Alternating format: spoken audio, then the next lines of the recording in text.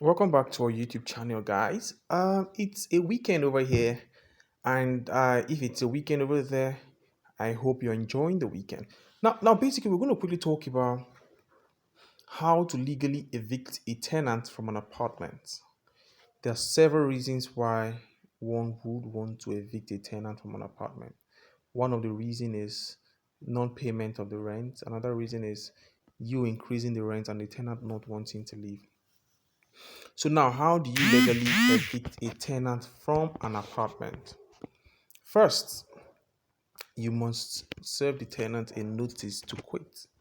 Okay, this is on the understanding that there is an agreement between. In fact, even if there is no written agreement, the fact that the tenant has paid for the rent for the previous year already shows that there's an understanding, there's an agreement between both parties.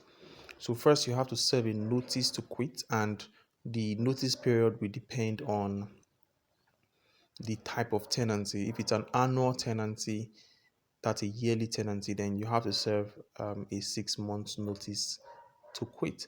Then if it's a 2 years tenancy, also a 6 months notice to quit. Then if it's a 6 months tenancy, then you have to serve a lesser notice to quit on the tenant. Now, when you have served your notice to quit, that notice to quit must be properly done, written in the proper form, all right, from the landlord to the tenant. When you have served the notice to quit, then you still may have a recalcitrant tenant who doesn't want to leave at the expiration of the 6 months, for example. You then have to serve a 7 days notice of owner's intention to recover possession. So we call it a 7 days notice of owner's intention to recover possession. Now, at the expiration of that 7 days notice, you still can't forcefully eject the tenant.